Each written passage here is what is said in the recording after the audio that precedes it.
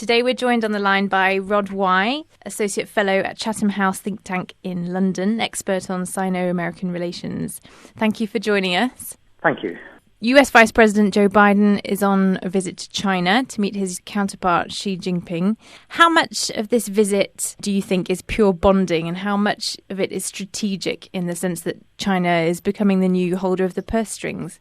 I think that it is very important from that perspective that things have, in some senses, changed because of the weakness of the US economy and indeed the weakness of the Eurozone. And at the same time, China's continuing economic strength seems to have put it into a slightly different position where China, as it were, is able to speak more firmly about what it feels about the way that economic policy in the West should go.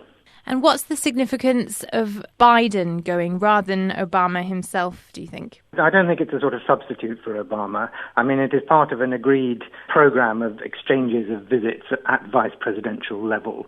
So in that sense, I don't think there's anything to read into that. Of course, Biden may be taking more of a sort of foreign policy role in future. So I think it is important both for the Chinese and for the US to sort of get to know their counterparts, as it were. That is an important aspect of it.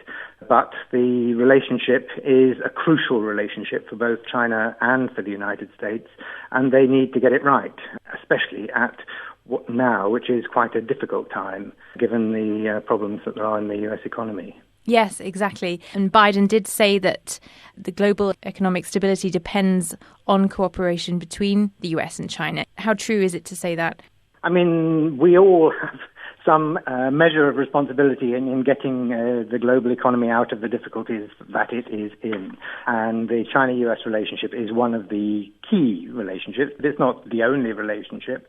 Nonetheless, it is a very important one, and it is one that is important to get right because it will set a lot of the atmosphere for much of the discussion of world economic development.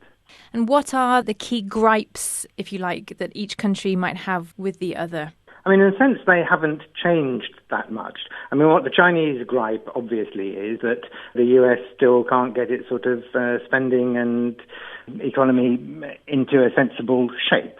And the US gripe is that the Chinese still have an overvalued currency.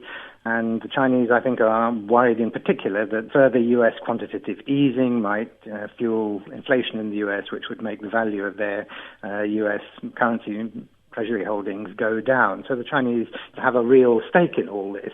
But at the same time, they don't really have a great deal of choice in the matter. I mean, while they continue to run that huge trade surplus, they have to do something with the money, and they don't want to spend it at home. And so they buy foreign currencies, US treasury bills being one of the main ones. What about the US feeling about China's human rights record? That's also been a bit of a sticking point in the past.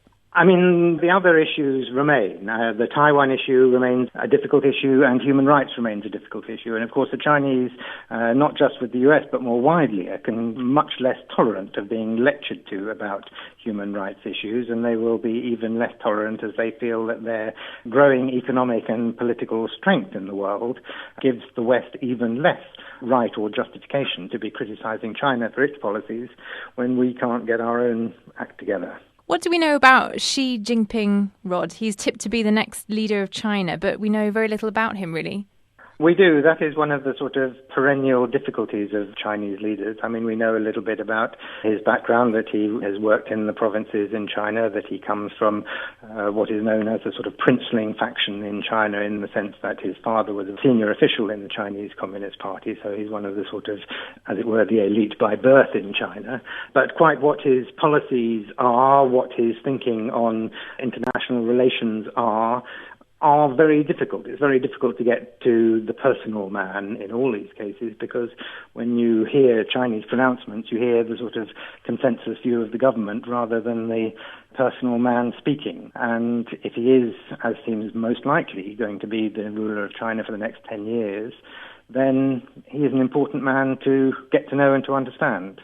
Thank you very much, Rod. That was Rod Wye from Chatham House.